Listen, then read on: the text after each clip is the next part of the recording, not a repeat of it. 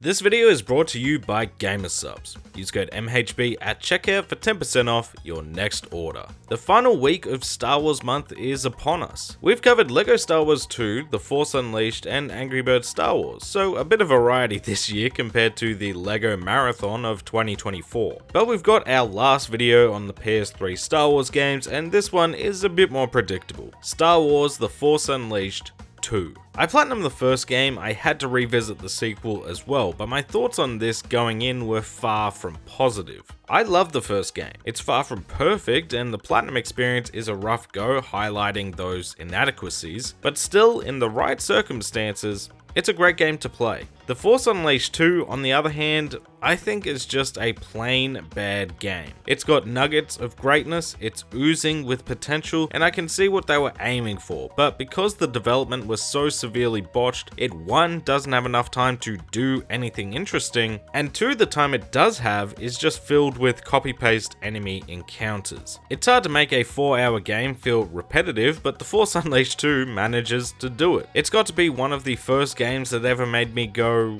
wait, that was it? After reaching the ending. It was such a huge disappointment for me at the time, and it hadn't aged any better when I revisited the game in 2022. But just like when I rewatched Revenge of the Sith, thinking maybe this time Anakin won't turn to the dark side, whenever I think about revisiting The Force Unleashed 2, it's that same mindset. Maybe I'll like it this time. Look, if nothing else, maybe the platinum will be more fun than the first game. That's actually more likely. As always, if you do end up enjoying the content, be sure to like the video, comment below some more platinums you'd like to see me tackle next, and subscribe so you don't miss out on future videos.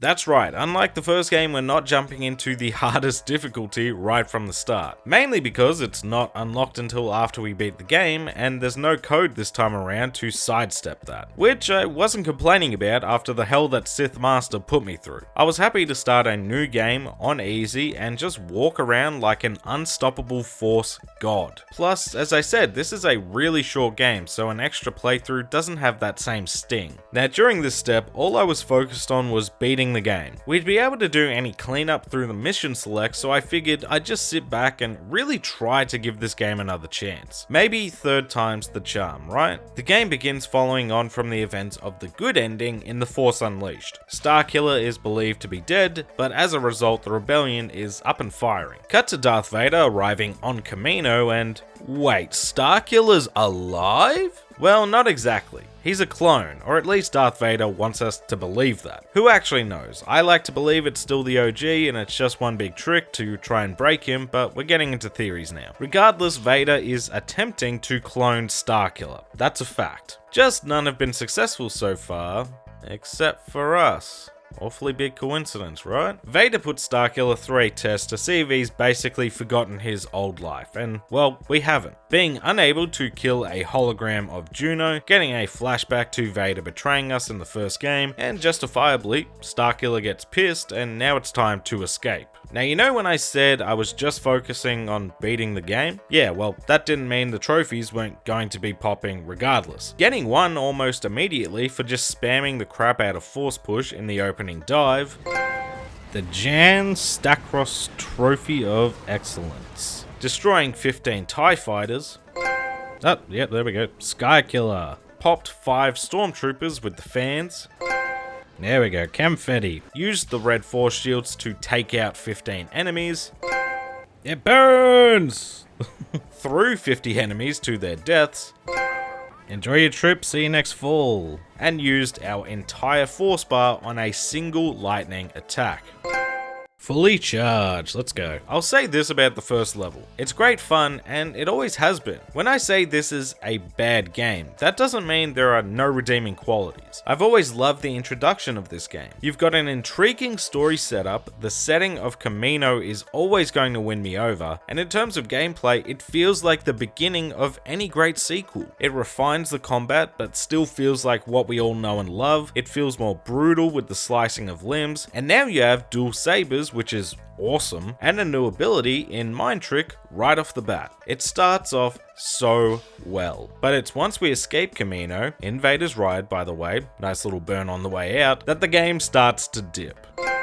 Escape from Kamino. It was 27 minutes. This game is going to take me like 2.5 hours. On the run from Vader, we headed to the planet Cato Nemoidia, where our old friend Coda is being held captive and forced to fend for his life repeatedly, gladiator style, by Baron Tarko. As we arrive on the planet, the Baron immediately distrusts us and the whole planet goes on red alert. So it's time to fight our way through the Imperial forces to save our mentor. Nemoidia is basically a casino version of Cloud City, and in terms of visual variety, I think it really pops compared to Camino. Along our journey to the arena, the trophies were still flowing as we killed an AT-MP by throwing its own missile back at it.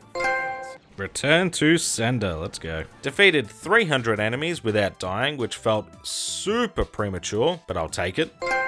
A lucky streak. 300 enemies without dying already? What the f? Killed 3 enemies with these bowling balls, which just feels a bit broken. I should have gotten this a few times before I did, but thankfully they did add a sound cue to let you know when you finally got it. Let's go! That is an annoying one for some reason. Strike! Smashed up 10 Poke machines. Break the bank. And overloaded 20 jetpack troopers.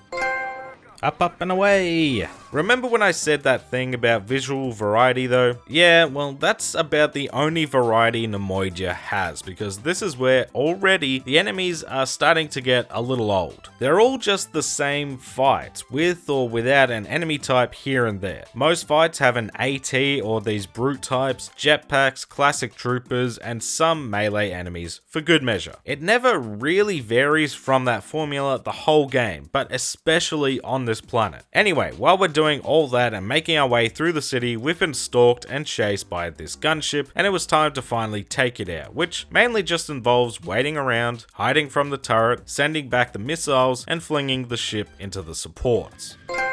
The Nemesis in Flames. Nice and simple, and with that done, we'd finally reached General Coda. Unfortunately, the Baron wasn't too happy about that and summoned a Gorog to try and take us both out. The Gorog is a cool fight in concept, but here's my thoughts on big bosses, and this applies to every game. They look awesome, don't get me wrong, but they usually are mid at best boss battles and are always a letdown. They don't compare to fighting someone your own size, and that's just a fact. The Gorog is no exception. It looks menacing, and the intro is awesome, dwarfing a Rancor so effortlessly, but the fight itself is dodge the hand slam and attack the wrists until you can either restrain it, or in phase 2, break the arena supports. I don't know, I just prefer a good duel as opposed to these David vs Goliath type fights. The good news is, during the final phase, as the Gorog plummets with the Baron in his belly and Coda in his hand, and it's here we had a chance to grab a pretty easy missable trophy for not getting hit by any of the debris. And I say easy because, once again, this trophy I think popped a lot earlier than it should have.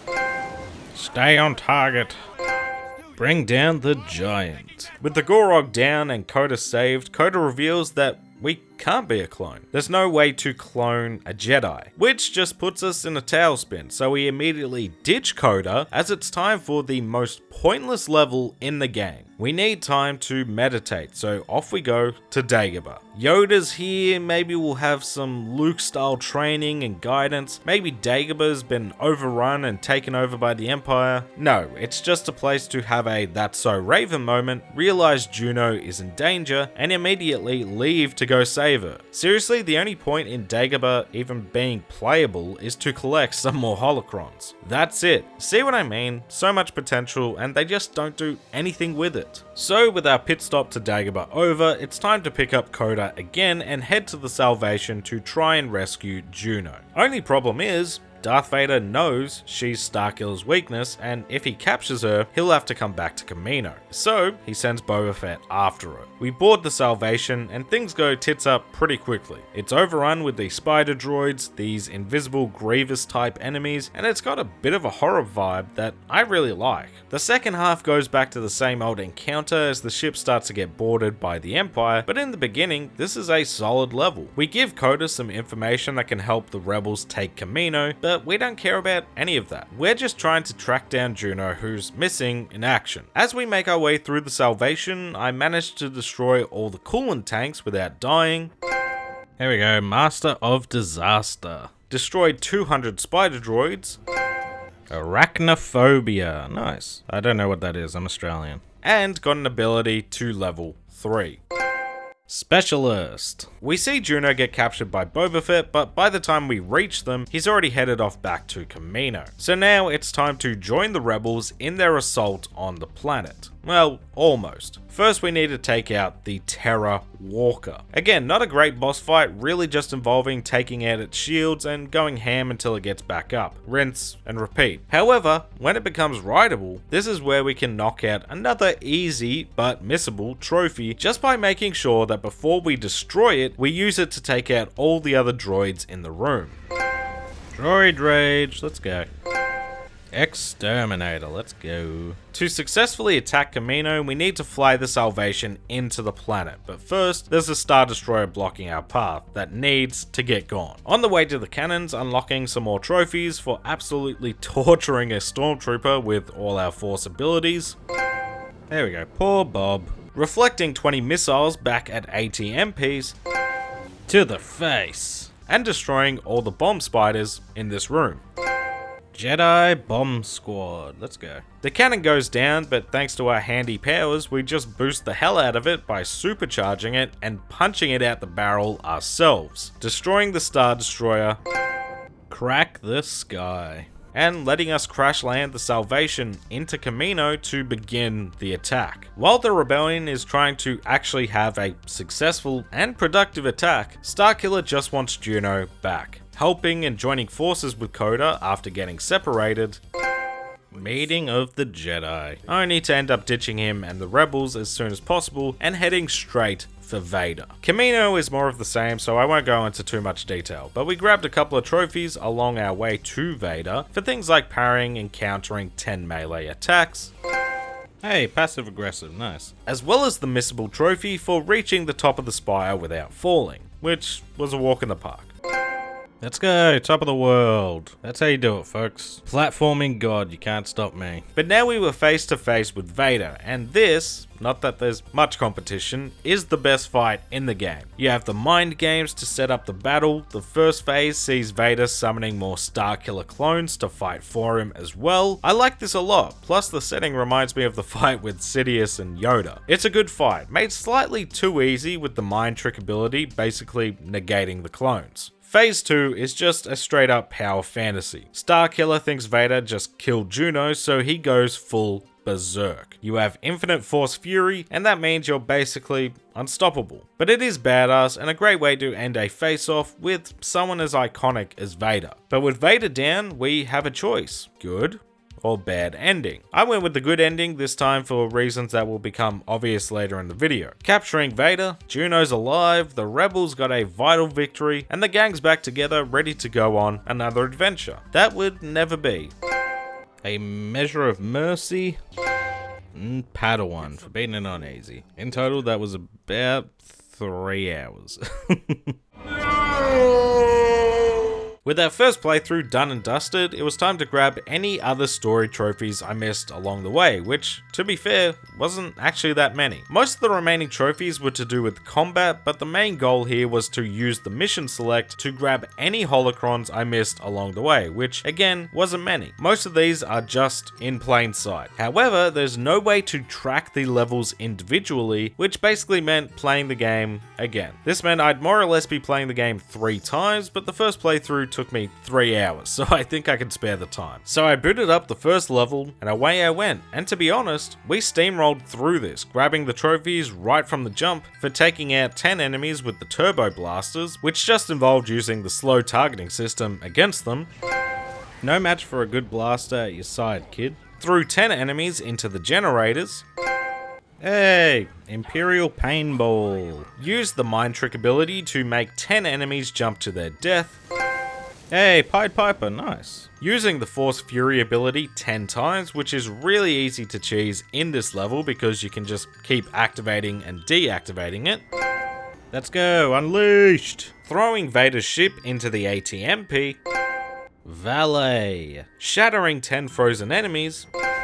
Let's go, shattered! Using the lightning towers on the final Kamino level to take out another 10 enemies. Let's go, amplified. Woohoo! And after finding probably the only 3 hidden holocrons in the game, collected all of those as well.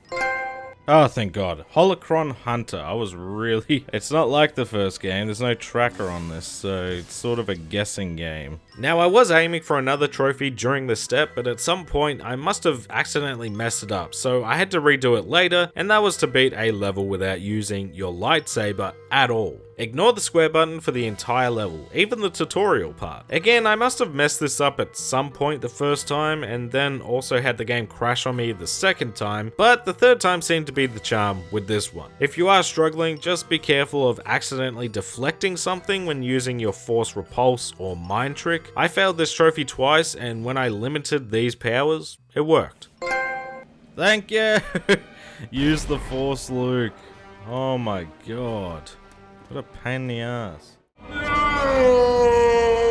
I'll be honest, I've heard some horror stories about the challenge mode for The Force Unleashed 2, with Lewis from the NC Project and Shardix both saying in their respective videos, that I highly recommend watching, they make quality stuff, how brutal they were to complete. However, I'm no stranger to a hack and slash challenge mode. In fact, at this point, I like to think of myself as somewhat of an expert, after doing them in all the God of War games. However, those just involved beating the challenge, a tough test in itself, but here in The Force Unleashed 2, the challenges are easy, it's the medals that are the tricky part. You can complete these 10 challenges, no problem. The hard part is getting a gold medal on all of them, and that entirely depends on either how quickly you can complete the challenge, or in some cases, how long can you survive.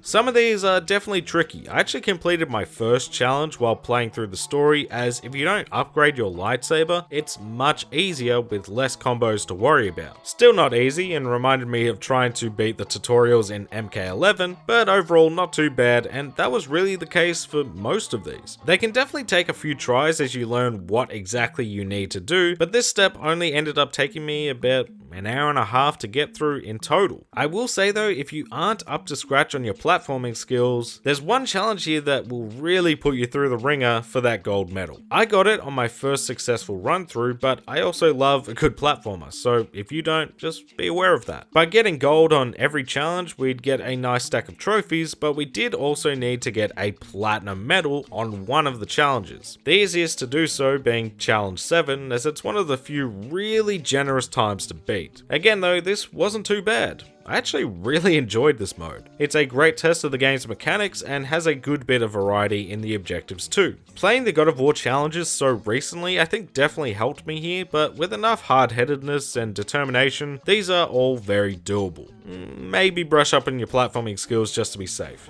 Okay, we got a bronze. Challenger. Okay, this is a little tricky. Let's go, gold straight away. Hat trick! Let's go, that should be easy money that's in. Yeah, that's right. I knew it the first time I got through, I knew I'd get there. Competitor. That challenge though, that's gonna be a mess for a lot of people. If you're not used to platformers, that's gonna cook you. Let's go! Platinum! Medal, not the trophy. Platinum! Alright, video's over guys, we got the platinum trophy. Yeah, buddy. Oh, yeah. I knew it was going to be one of those really easy combos I had left. That should be it. Is this the last challenge? I can't even remember. I zoned out. Champion! Rookie. And that's for 10 bronze medals. 10 golds, 10 bronze. Challenge mode done. That took me about an hour and 15 minutes. Not too bad, honestly.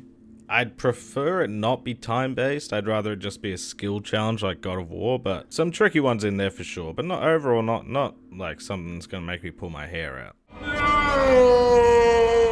Here we are again, back playing a Force Unleashed game on the hardest difficulty. What did I do to deserve this? Yeah, all we have left are trophies for beating the game again, and this time on Unleashed difficulty. This game's Sith Master, and this time, pick the bad ending. Going into this platinum, obviously this trophy made me anxious, had me having terrible flashbacks, but thankfully, this time we have some good old cheese in our back pocket. See, the reason we saved this for last is because we weren't starting a new game to do this. We were using the mission select once more, changing the difficulty to Unleashed in the first mission and playing it out as normal. This way, I had all my upgrades, maxed out everything, plus costumes and sabers that would make it even easier. Basically, by doing this, it's like playing on normal for the most part. Still some tricky parts from time to time. It's not a breeze like playing on easy, but compared to the first game, everything feels easy. I mean, there were a few spots that posed a decent challenge, like the Gorog fight or a few of the battles towards the end, but for the most part, this was yet again another quick process taking no more than 4 hours to get through. Grabbing the trophy for maxing out my powers towards the start, maxed out. And at the end, making sure I chose the dark side ending, and just like that, our time with Star Wars Month and The Force Unleashed 2 was finally over. Betrayed by Rage, that's for the bad ending. Jedi Knight, Jedi Master, Jedi Grandmaster, and the circle is now complete. And that's The Force Unleashed 2 done. I think overall I definitely enjoyed this Platinum experience more than the first. I think the game is worse, but the Platinum is more bearable. Thank you so much for watching. If you made it this far into the video, make sure to leave a comment with Star Killer deserved better to let me know that you made it to the end. If you enjoyed it, don't forget to like and subscribe. Leave a comment below and let me know some more Platinum experiences you want to see me tackle next. Shout out to the channel members for that extra level of support, and special thanks to the members of the Bear Club. G&T Puppy, Nugget, Dark Wolf, Scott Unwin, Steel Vanguard, MPO Crusader, Lug Knights, It's Grey J, Kuzma, Pathcast, Zafado, and Golden Sparrow. Thank you all, and I'll catch you in the next one.